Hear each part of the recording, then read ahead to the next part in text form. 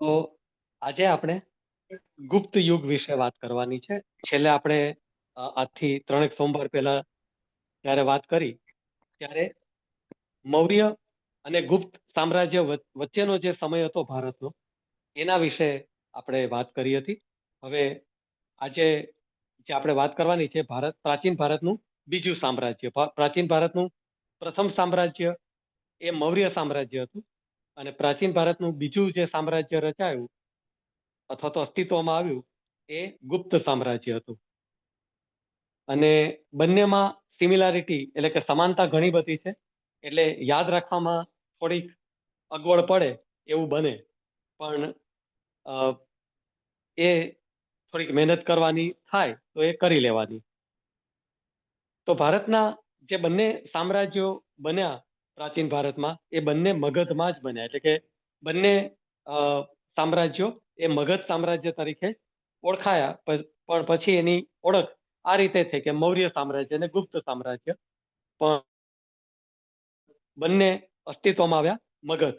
બંનેની રાજધાની પણ પાટલીપુત્ર.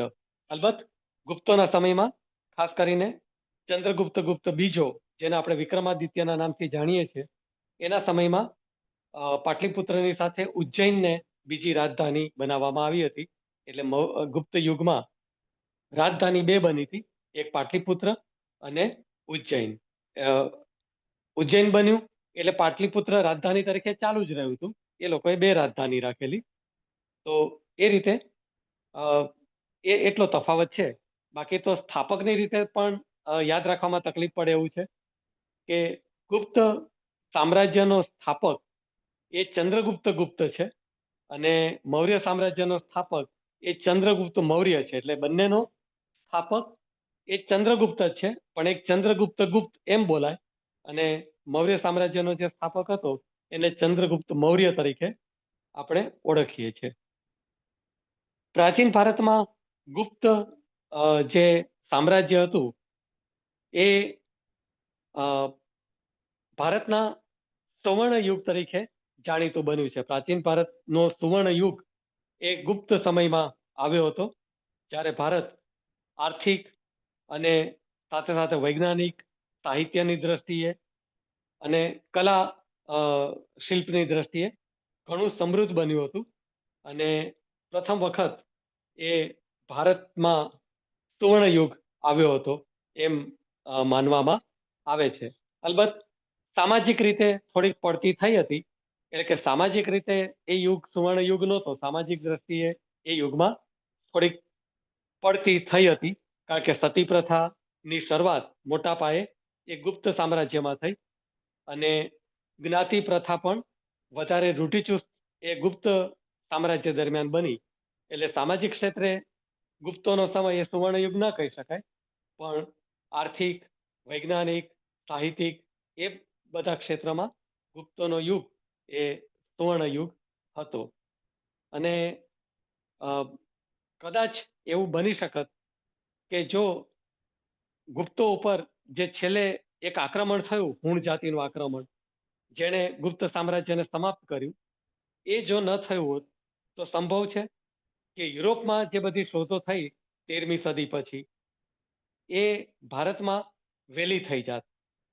કદાચ 200-300 વર્ષમાં ભારતમાં એ બધી શોધો થવા માંડત, કારણ કે 13મી સદીનો સમય એ યુરોપ માટે રેનેસાનો સમય ગણાય છે, નવજાગૃતિ જેને ગુજરાતીમાં કહેવાય. તો એ નવજાગૃતિનો સમય એ યુરોપમાં છેક 13મી સદીમાં આવ્યો હતો. એ આ હુણોનું આક્રમણ ન થયું હોત તો સંભવ છે કે ગુપ્તોના સમયમાં ભારતમાં વૈજ્ઞાનિક ક્ષેત્રે બહુ મોટી પ્રગતિ થઈ હોત. તો હવે આપણે ગુપ્ત સામ્રાજ્યના MCQ વિશેની વાત કરવાની, કારણ કે વિસ્તારથી તો હમણાં સમજાવવાનું છે નહીં. તો MCQની દ્રષ્ટિએ જોઈએ તો પહેલો સવાલ આવે છે કે ગુપ્ત વંશનો સ્થાપક કોણ? મેં હમણાં જે વાત કરી એ ગુપ્ત સામ્રાજ્યના સ્થાપક તરીકે ગુપ્તની વાત કરી, પણ વંશનો સ્થાપક એ નહોતો. એટલે કે ગુપ્ત વંશની શરૂઆત એણે નહોતી કરી. એના સમયમાં એક નાનું રાજ્ય એ ધીમે ધીમે મોટા રાજ્યમાં પરિવર્તિત થવા માંડ્યું, એટલે એને ગુપ્ત સામ્રાજ્યનો સ્થાપક ગણવામાં આવે છે, ચંદ્રગુપ્ત ગુપ્ત બીજાને. પણ ગુપ્ત વંશનો સ્થાપક એ શ્રીગુપ્ત હતો. એણે લગભગ ઈસવીસન 270 ની આસપાસ આ વંશની સ્થાપના કરી. ગુપ્તોની જે વંશાવલી મળે છે એમાંના પ્રથમ બે રાજાઓ શ્રીગુપ્ત અને એના પછી આવેલો ઘટોત્કચ, એ બંને પોતાના નામની આગળ મહારાજ શબ્દ લગાડે છે. તો તે સમયે મહારાજનો અર્થ થતો હતો કે તેઓ કોકના અધીન કામ કરે છે, એટલે કે કોઈ શક્તિશાળી રાજા છે એના ખંડિયા રાજા તરીકે આ વંશ કામ કરે છે. એટલે કે શ્રીગુપ્ત અને ઘટોત્કચ એ બંને એમ મનાય છે કે કુષાણ જે રાજવંશ હતો તેના વિશે આપણે જોયેલું કે કનિષ્ક, કુજુલ કરફીસીસ, ભીમ કરફીસીસ, એ બધા રાજાઓના નામ જોયા હતા. તો એના હાથ નીચે આ લોકો ખંડિયા રાજા તરીકે કામ કરતા હતા. પણ ચંદ્રગુપ્ત ગુપ્ત પહેલાએ પોતાના નામ આગળથી મહારાજ શબ્દ કાઢી અને મહારાજા ધીરાજ શબ્દ લગાડ્યો. એના પરથી એમ માની લેવાય છે કે તેઓ સ્વતંત્ર બની ગયા. આમ પણ કુષાણ વંશ એ હવે નબળો પડી ચૂક્યો હતો, ખતમ પણ થવા માંડ્યો હતો. એટલે એના હાથ નીચેના જે શક્તિશાળી ખંડિયા રાજા હતા એ બધા સ્વતંત્ર થયા. એમાં ચંદ્રગુપ્ત ગુપ્ત પ્રથમ એ પણ સ્વતંત્ર થયો અને એણે પોતાના આગળ પદવી લગાડી મહારાજા ધીરાજ. તો ચંદ્રગુપ્ત ગુપ્ત એનો સમય છે ઈસવીસન 319 થી 335. તો જેમ મૌર્ય સામ્રાજ્યની સ્થાપના ચંદ્રગુપ્ત મૌર્ય કરી હતી એમ ગુપ્ત સામ્રાજ્યની સ્થાપના એ ચંદ્રગુપ્ત ગુપ્ત પહેલાએ કરી. પણ એણે યુદ્ધો ખાસ કર્યા નથી, છતાં એણે પોતાનું રાજ્ય વિસ્તાર વધાર્યો. એનું કારણ એ હતું કે એણે લગ્ન સંબંધ દ્વારા પોતાના રાજ્યનો વિસ્તાર કર્યો. એણે વૈશાલીમાં જે લીછવી જાતિના લોકો હતા એની કુંવરી ધ્રુવ સ્વામીની કુમાર દેવી સાથે એણે લગ્ન કર્યા. એણે કુમાર દેવી સાથે લગ્ન કર્યા અને એને કારણે વૈશાલીનું આખું રાજ્ય એ એને મળી ગયું. તો એ રીતે એના રાજ્યનો વિસ્તાર થયો. મગધ ઉપરાંત એને વૈશાલીનું રાજ્ય પણ મળ્યું. હવે ચંદ્રગુપ્ત મૌર્ય પણ એના અંતિમ દિવસોમાં સંન્યાસ લઈ લીધેલો. એવી રીતે ચંદ્રગુપ્ત ગુપ્ત પહેલાએ પણ એના અંતિમ દિવસમાં રાજ્ય શાસન છોડી દીધેલું. સિંહાસન એને જીવતા જીવત જ પોતાના પુત્રને અર્પિત કરી દીધેલું અને રાજકારણમાંથી એને વિદાય લઈ લીધી હતી. તો આ પણ એક સિમિલારિટી આ બંને વચ્ચે છે. ચંદ્રગુપ્ત ગુપ્ત પ્રથમ પછી સત્તા પર આવે છે સમુદ્રગુપ્ત. અને સમુદ્રગુપ્તના સમયમાં સાચા અર્થમાં ગુપ્ત રાજ્ય એ વિશાળ સામ્રાજ્યમાં ફેરવાઈ ગયું. સમુદ્રગુપ્ત નો જે સમય છે એ લગભગ ઈસવીસન 335 થી શરૂ કરી અને 370-75 સુધીનો ગણાય છે.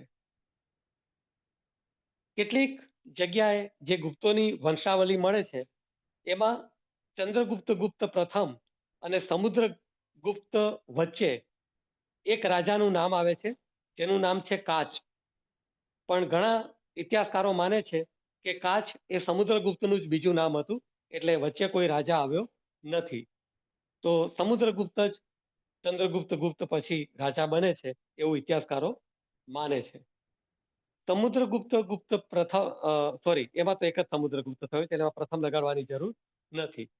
તો સમુદ્રગુપ્તે ઉત્તર ભારતના 12 રાજ્યો, દક્ષિણ ભારતના 12 રાજ્યો અને મધ્ય ભારતના 18 રાજ્યો જીત્યા હતા.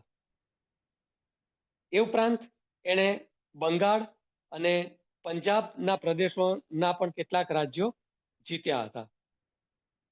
તો એ રીતે એણે ઘણા બધા રાજ્યો જીત્યા અને ગુપ્ત રાજ્યનો ભૌગોલિક વિસ્તાર ઘણો વધારી દીધો. પરિણામે અંગ્રેજ ઇતિહાસકાર V.A. સ્મિથ એ સમુદ્રગુપ્તને ભારતનો નેપોલિયન ગણાવે છે. એટલે MCQમાં તમને પૂછી શકે કે ભારતના નેપોલિયન તરીકે કોણ ઓળખાય છે, તો એમાં તમારે નામ સમુદ્રગુપ્તનું લખવાનું થાય. હવે સમુદ્રગુપ્તનો એક રાજકવિ હતો જેનું નામ હતું હરિશેણ. આ હરિશેણે સમુદ્રગુપ્ત માટેનું એક પ્રશસ્તિ કાવ્ય એ સ્તંભ ઉપર કોતરાવ્યું છે. એ સ્તંભ આજે અલ્હાબાદમાં છે, જેને હવે પ્રયાગરાજ તરીકે ઓળખવામાં આવે છે. તો એ અલ્હાબાદ ખાતે આ સ્તંભ આવેલો છે, અને જેના ઉપર એના રાજકવિ હરિસેણે સમુદ્રગુપ્તે જે વિજયો મેળવ્યા એનો ઇતિહાસ કાવ્ય સ્વરૂપે ત્યાં લખ્યો છે. તો આ પણ તમને પરીક્ષામાં પૂછી શકે કે સમુદ્રગુપ્ત માટેનું પ્રશસ્તિ કાવ્ય કોણે લખ્યું છે? તો લખનાર હરિસેન. ક્યાં લખાયું છે? તો એ સ્તંભ લેખ કાવ્ય છે, અને અલ્હાબાદ પાસે એ આવેલો છે સ્તંભ. તો અલબત્ત શરૂઆતમાં એ કોસાંબી ખાતે હતો, પણ કોસાંબીથી એ અકબરના સમયમાં અલ્હાબાદ લાવવામાં આવેલો. તો એ હરિસેણે એ પ્રશસ્તિ કાવ્ય લખ્યું છે, જેમાંથી આપણને સમુદ્રગુપ્ત વિશેની ખાસ કરીને એના વિજયોની જે તવારીખ છે, એનો જે ક્રમ છે, એ આપણને એમાંથી જાણવા મળે છે. સમુદ્રગુપ્તના સમયમાં સૌથી અગત્યની ઘટના વિજય ઉપરાંતની બની, તો એ હતી શ્રીલંકાના રાજા મેઘવર્ણ દ્વારા એક વિનંતી કરવામાં આવેલી કે જે શ્રીલંકાથી બૌદ્ધ યાત્રીઓ આવતા હોય એના માટે એક યાત્રા સ્થળ અથવા તો એમના માટે રહેવા જમવાની વ્યવસ્થા થઈ શકે એવું એક બાંધકામ કરાવવું હતું. તો એ શ્રીલંકાના રાજા મેઘવર્ણે સમુદ્રગુપ્ત પાસે પરમિશન માંગેલી, અને એના આધારે બૌદ્ધિ ગયા ખાતે શ્રીલંકાના રાજાએ એક મઠ બંધાવ્યો હતો બૌદ્ધોના નિવાસ માટે. તો આ પણ તમને પરીક્ષામાં પૂછી શકે કે કયા વિદેશી રાજાએ સમુદ્રગુપ્તનો સંપર્ક કર્યો હતો? તો એમાં મેઘવર્ણનું નામ આવશે. સમુદ્રગુપ્ત પછી સત્તા પર આવે છે ચંદ્રગુપ્ત ગુપ્ત બીજો વિક્રમાદિત્ય. હવે અત્યાર સુધી એટલે કે એમ માનો ને કે લગભગ 100 વર્ષ પૂર્વે સુધી તો એમ જ મનાતું હતું કે સમુદ્રગુપ્ત પછી સત્તા પર ચંદ્રગુપ્ત ગુપ્ત બીજો આવે છે. પણ પછીથી એક કાવ્યના અંશો મળી આવ્યા. કુમાર દેવી નામનું કાવ્ય એ લખાયું હતું, અને વિશાખ દત્તે એ કાવ્ય લખ્યું હતું. તો એના કેટલાક અંશો મળી આવ્યા, અને એના પરથી એવી માહિતી મળી કે ખરેખર સમુદ્રગુપ્ત પછી રામગુપ્ત નામનો એક રાજા એ સત્તા પર આવ્યો હતો, જે ચંદ્રગુપ્તનો મોટો ભાઈ થતો હતો. હવે બન્યું એવું કે કોઈ શક રાજાએ આ રામગુપ્તને હરાવી દીધો, અને એની ગાદી એને તો જ પાછી આપવાની શરત કરી કે એની પત્ની ધ્રુવસ્વામીની દેવીને એ પોતાના મહેલમાં મોકલે. એટલે કે જે વિજેતા રાજા હતો એના મહેલમાં એ રામગુપ્ત પોતાની પત્ની ધ્રુવસ્વામીની દેવીને મોકલે તો એની સત્તા નહીં લઈ લેવામાં આવે અને એને એની ગાદી પાછી આપવામાં આવશે. આ શરત રામગુપ્તે સ્વીકારી. એ ચંદ્રગુપ્ત ગુપ્ત બીજાને પસંદ ના પડી. પરિણામે એ ધ્રુવસ્વામીની દેવીનો વેશ ધારણ કરી અને જે શક રાજા હતો એના મહેલમાં જાય છે, અને ત્યાં એ શક રાજાને મારી નાખે છે. પછી એનો ભાઈ જે છે રામગુપ્ત, એને નુકસાન ના કરે એટલે થોડા સમય માટે પોતે પાગલ થઈ ગયો છે એવો વેશ ધારણ કરીને અથવા તો એ રીતનું વર્તન રાખી અને રહે છે કે જેથી રામગુપ્ત પોતાને સુરક્ષિત માને. પણ રામગુપ્તના આ કાર્યથી પ્રજામાં તે અપ્રિય થઈ ગયો હતો, અને પછી કોઈક સમયે ચંદ્રગુપ્ત બીજાએ એને મારી નાખી અને ગાદી પ્રાપ્ત કરી, અને એની જે પત્ની હતી ધ્રુવસ્વામીની દેવી એની સાથે તે લગ્ન પણ કરી લે છે. તો આ જે વિગતો હતી એ આપણને કુમારદેવી નામનું જે કાવ્ય વિશાખ દત્તે લખ્યું હતું એ મળ્યું, એટલે ખ્યાલ આવ્યો કે વચ્ચે એક રામગુપ્ત નામનો રાજા થયો છે. કારણ કે ગુપ્તોની જે વંશાવળી છે એમાં રામગુપ્તનું નામ નથી, પણ એ તો સ્વાભાવિક છે કે જે રાજાએ વંશને કે રાજ્યને કલંક લગાવ્યો હોય એનું નામ તો ત્યાં ના જ મૂકે, એટલે ત્યાં એનું નામ નથી. તો એ રીતે ચંદ્રગુપ્ત ગુપ્ત બીજો સત્તા પર આવે છે લગભગ ઈસવીસન 378. એ લગભગ 378 થી 420 સુધીના સમયગાળા સુધી રાજ્ય કરે છે. ભારત એટલે કે પ્રાચીન ભારતના જે કેટલાક રાજાઓ કે જેમના નામ એવા લોકોને પણ આવડે છે કે જેઓ ઇતિહાસ નથી ભણ્યા, તો એમાં આ ચંદ્રગુપ્ત ગુપ્ત બીજાનો સમાવેશ થાય છે. અલબત્ત લોકો એને ચંદ્રગુપ્ત ગુપ્ત બીજા તરીકે નહીં, પણ વિક્રમાદિત્ય તરીકે વધારે ઓળખે છે. અને વિક્રમાદિત્યના નામે તમે જાણો છો તેમ વિક્રમ વૈતાળ, 32 પૂતળીની એવી ઘણી બધી વાર્તાઓ પ્રસિદ્ધ થઈ છે. તો એ પરથી જણાય છે કે આ વિક્રમાદિત્ય એ એના સમયમાં ઘણો લોકપ્રિય બન્યો હશે અને ઘણો પરાક્રમી પણ બન્યો હશે. એટલે અથવા એને એવો પ્રચાર કરતા આવડ્યો કે જેનાથી એ લાંબા સમય સુધી લોકોની યાદદાસ્તમાં જળવાઈ રહ્યો. તો એ સત્તા પર આવે છે અને એના સમયમાં એણે સૌથી મોટું કામ એ કર્યું કે જે શક વંશનું શાસન હતું એ એણે સમાપ્ત કર્યું અને પરિણામે એણે વિક્રમાદિત્ય ઉપરાંત શકારીના નામથી પણ ઓળખવામાં આવે છે. એટલે તમને એમસીક્યુમાં પૂછી શકે કે ગુપ્ત વંશના કયા રાજાને અથવા તો કયા રાજાએ શકારીનું બિરુદ ધારણ કર્યું હતું, અથવા તો કયો રાજા શકારી તરીકે ઓળખાય છે, તો એમાં નામ આવશે ચંદ્રગુપ્ત ગુપ્ત બીજો. તો એ શક રાજાઓને હરાવીને ગુપ્ત વંશને લગભગ સુરક્ષિત કરી લે છે. તેના પછી સત્તા પર આવે છે કુમારગુપ્ત. કુમારગુપ્તનો સમય એ ઈસવીસન 420 થી 455 નો ગણાય છે. તેનું સૌથી મોટું કાર્ય એ નાલંદા વિદ્યાપીઠની સ્થાપનાનું કાર્ય ગણાય. એટલે એમસીક્યુમાં પૂછે કે નાલંદા વિદ્યાપીઠની સ્થાપના કોણે કરી હતી, કયા ગુપ્ત રાજાએ નાલંદા વિદ્યાપીઠની સ્થાપના કરી હતી, તો એમાં નામ આવશે કુમારગુપ્તનું.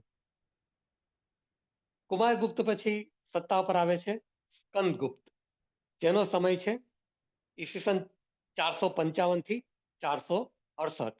અને આ સ્કંદગુપ્ત એ ગુપ્ત વંશનો સૌથી છેલ્લો પ્રતાપી રાજા હતો. એના પછી ગુપ્ત વંશનું પતન થાય છે. એના માટે સ્કંદગુપ્ત જવાબદાર નહોતો, પણ જે હુણ જાતિનું આક્રમણ થયું ભારત ઉપર, તો એ હુણ જાતિના આક્રમણને ખાળવા માટે જે લશ્કર ઊભું કરવું પડ્યું ગુપ્તોને, એના પાછળ ગુપ્તોની તિજોરી ખાલી થઈ ગઈ, કારણ કે ખૂબ ખર્ચો થયો. જે સ્કંદગુપ્ત વિશે વિગતો આવે છે કે એણે હુણોનો કેવી રીતે સામનો કર્યો, તો એમાં એવા વર્ણનો આવે છે કે ઘણા સમય સુધી એને જમીન ઉપર સૂઈ રહેવું પડતું હતું. તો આ દર્શાવે છે કે એના સમયમાં ગુપ્તોની સમૃદ્ધિ ઓસરવા માંડી હતી. હુણ એ ખૂબ જનૂની જાતિ હતી અને ભારતનું એ સદભાગ્ય છે કે સ્કંદગુપ્તે એમને ભારતમાં આવતા અટકાવ્યા, કારણ કે અહીંથી તેઓ પછી યુરોપ ગયા અને એમને આખું યુરોપ એ સમયે ભડકે બાળ્યું હતું અને યુરોપિયનો હુણોના નામથી થરથર કાપતા હતા. એટલી બધી એમણે ત્યાં તબાહી અથવા તો ક્રૂરતા આચરી હતી, જુલમ કર્યો હતો યુરોપમાં. જો એ જુલમ સ્કંદગુપ્ત ના હોત તો ભારતીય પ્રજા ઉપર થાત. પણ હંમેશા બન્યું છે કે આપણું દુર્ભાગ્ય કે આપણે કદી આપણા યોદ્ધાઓનું સન્માન કર્યું નથી, આપણા સંરક્ષકોનું આપણે કદી સન્માન કર્યું નથી.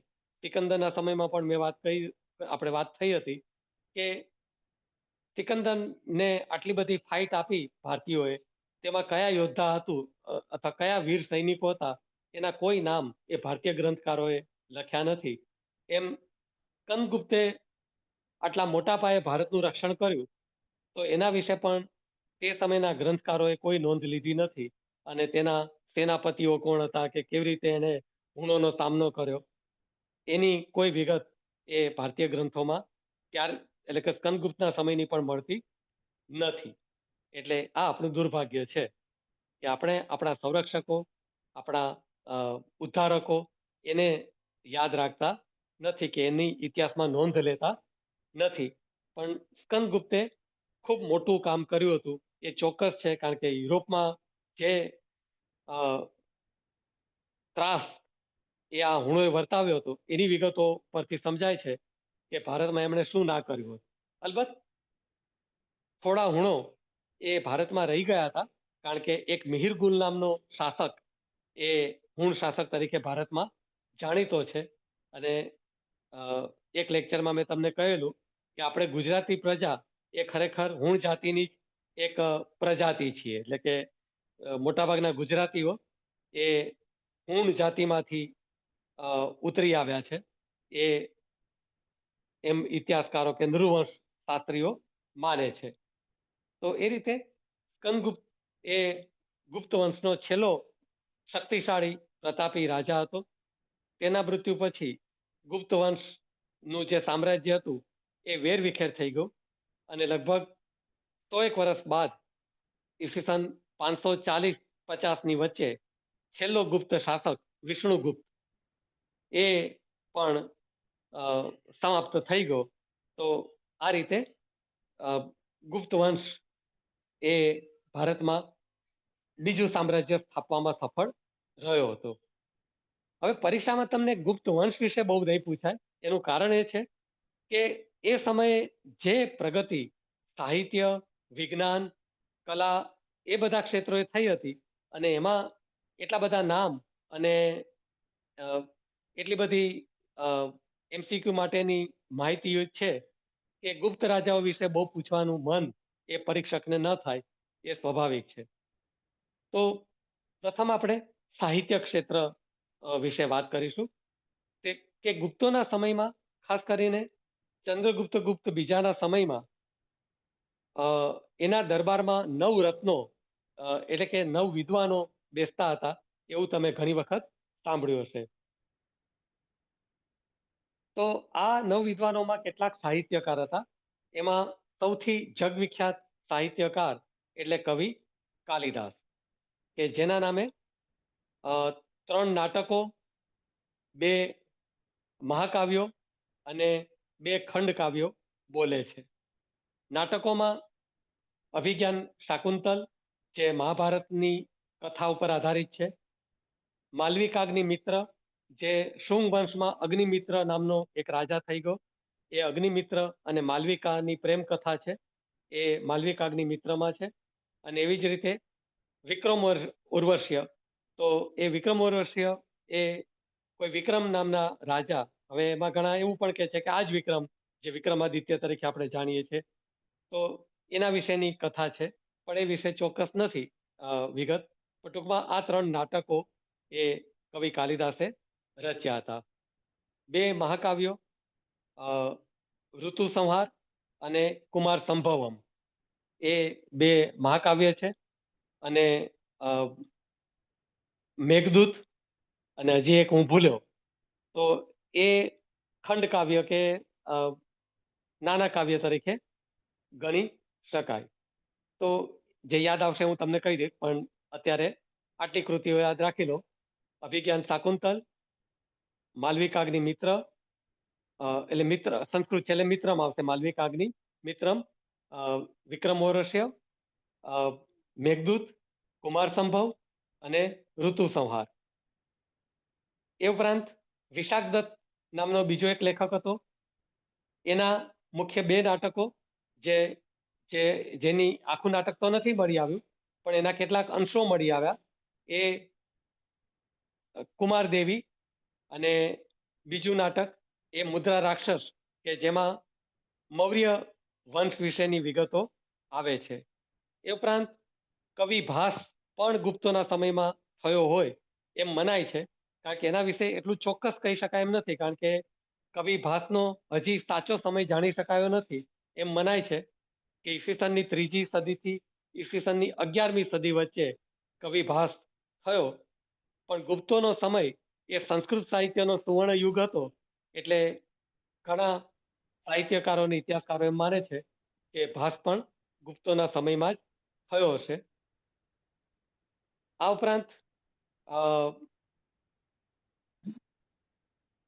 વિજ્ઞાન ક્ષેત્રે ગુપ્તોના સમયમાં ખૂબ મોટી પ્રગતિ થઈ હતી. આર્યભટ્ટ એ પણ નવરત્નોમાંનો એક રત્ન હતો. તો આર્યભટ્ટે ખગોળ વિજ્ઞાન અને ગણિત ક્ષેત્રે ઘણા સંશોધનો કર્યા. શૂન્યની શોધ અથવા તો ભારતને શૂન્યનો પરિચય એ આર્યભટ્ટે કરાવ્યો, એ તમે જાણો જ છો. એ ઉપરાંત ખગોળ વિજ્ઞાનના ક્ષેત્રે એણે સૂર્યગ્રહણ અને ચંદ્રગ્રહણ એ કેવી રીતે થાય અને ચોક્કસ ગણિત દ્વારા ક્યારે ક્યારે એ ભૂતકાળમાં થયા હતા અને ભવિષ્યમાં ક્યારે ક્યારે થશે એ એણે સિદ્ધ કરી બતાવ્યું. કારણ કે અ, તેના પૂર્વે તો એમ જ મનાતું હતું કે રાહુ અને કેતુ નામના રાક્ષસ એ સૂર્ય કે ચંદ્રને ગળી જાય છે એટલે સૂર્યગ્રહણ ને ચંદ્રગ્રહણની ઘટના બને છે. પણ અ, આર્યભટ્ટે એને ધાર્મિક દ્રષ્ટિથી ન જોતા વૈજ્ઞાનિક દ્રષ્ટિએ સમજાવવાનો પ્રયત્ન કર્યો. એટલે જે ગુપ્તોનો સમય છે એ આજ માટે અ, જાણીતો છે કે એનો સમય એ ખરેખર ભારતીય ઇતિહાસની દ્રષ્ટિએ જોઈએ તો પ્રગતિનો સમય છે. અત્યાર સુધીનું જે સાહિત્ય હતું એટલે કે ગુપ્તો પૂર્વેનું જે સાહિત્ય હતું એ સાહિત્યમાં મુખ્યત્વે ધાર્મિક સાહિત્ય હતું.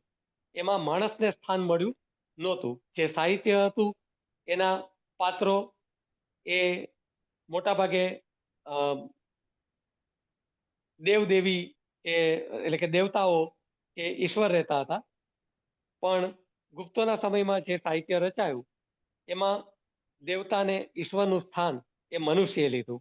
તમે કાલિદાસની જેટલી પણ રચના છે એ બધી રચનાઓમાં મનુષ્ય જ છે અને મનુષ્યની જે મજબૂરીઓ છે, મનુષ્યની જે સમસ્યાઓ છે એને સ્થાન સાહિત્યમાં મળ્યું. એટલે ગુપ્તોનો સમય કારણ કે પ્રગતિને વિકાસ એને જ ગણવામાં આવે છે કે ખોટી ધાર્મિક માન્યતાઓમાંથી સમાજ વૈજ્ઞાનિક દ્રષ્ટિએ વિચારતો થાય. સાહિત્યમાં પણ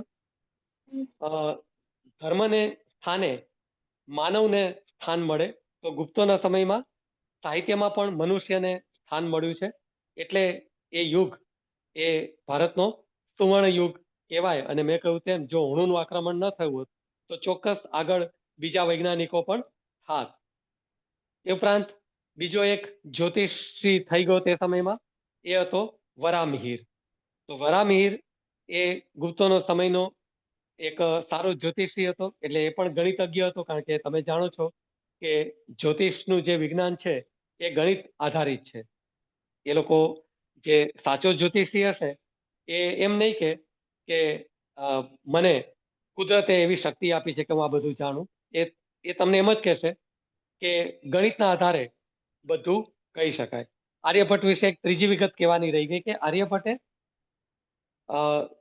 દરેક ગ્રહ તે સમયમાં સૂર્યમાળામાં જેટલા ગ્રહનો પરિચય આર્યભટ્ટ હતો એ દરેક ગ્રહની એણે પરિભ્રમણ કરવાની ગતિ અને પોતાની ધરી ઉપર ફરવાની ગતિ એ બંનેનું ગણિત ગણી અને આપી દીધેલું. અને આધુનિક કોમ્પ્યુટરથી જ્યારે આ બધી ગતિ ગણવામાં આવી તો આર્યભટ્ટની અને કોમ્પ્યુટરથી ગણેલી જે ગણતરી છે એમાં સેકન્ડોની જ ભૂલ છે. એટલે આર્યભટ્ટે જે ગણતરી કરી આપેલી કારણ કે એના સમયમાં પૃથ્વી, મંગળ, ગુરુ, શુક્ર એ બધા અને શનિ એ બધા ગ્રહથી આર્યભટ્ટ પરિચિત હતા.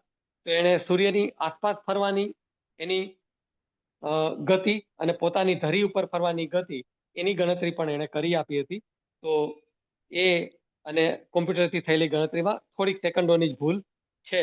એટલે એ ઘણો મહાન ગણિતજ્ઞ અને વૈજ્ઞાનિક હતો એમ આપણે માની શકીએ. વરામિહિર એ એક જ્યોતિષ હતો. એ ઉપરાંત બ્રહ્મગુપ્ત નામનો એક વૈજ્ઞાનિક થયો જેણે ગુરુત્વાકર્ષણના જ્ઞાનની વાત કરી હતી. એટલે કે એણે જે સંશોધન કે શોધ કરી હતી એ ગુરુત્વાકર્ષણ બળ વિશેની શોધ હતી. અલબત્ત એને ન્યૂટનની જેમ સિદ્ધાંતો નહોતા આપ્યા પણ ગુરુત્વાકર્ષણ બળનો પરિચય એણે પોતાના પુસ્તકમાં કરાવ્યો છે. એ ઉપરાંત બ્રહ્મગુપ્તની બીજી ઉપલબ્ધિ હતી કે પૃથ્વીમાં કઈ જગ્યાએ પાણી આવેલું છે. કૂવો ખોદવા માટે જે જરૂર પડે કે કઈ જગ્યાએ કૂવો ખોદવાથી તરત પાણી મળશે તો એ શોધ પણ બ્રહ્મગુપ્તે કરી. એટલે બ્રહ્મગુપ્ત એ વાતનો જાણકાર હતો કે એને એ કહી શકતો હતો કે કઈ જગ્યાએ પાણી મળી શકે એમ છે. તો એ પણ એક સારો વૈજ્ઞાનિક હતો. પણ એના પર ધાર્મિક દબાણ ઘણું થયું હતું. એને કારણે એને પછીથી પોતાના જે ગુરુત્વાકર્ષણ બળની જે વાત શરૂ કરી હતી એને પડતી મૂકવી પડી હતી. એટલે આ ત્રીજો વૈજ્ઞાનિક હતો. એ ઉપરાંત આયુર્વેદ ક્ષેત્રે જેમ ચરકનું નામ મહત્વનું છે એમ ધન્વંતરીનું નામ પણ ઘણું મહત્વનું છે. ધન્વંતરી એ ગુપ્તોના સમયનો એક આયુર્વેદિક શાસ્ત્રી હતો એમ મનાય છે. અને જે નવરત્નો હતા એમાં ધન્વંતરીનો પણ સમાવેશ થાય છે. એ ઉપરાંત અમર સેન કરીને એક વિદ્વાન હતો, જેણે સંસ્કૃત ભાષાની ડિક્શનરી અમરકોશની રચના કરી. તો એ ઉપરાંત વાઘભટ્ટ નામનો એક બીજો દવાશાસ્ત્રી થઈ ગયો, જેણે ખાસ કરીને પશુઓમાં થતા રોગો અને એની દવાનો પરિચય કરાવ્યો. એટલે કે પશુઓની દવા એને શોધી.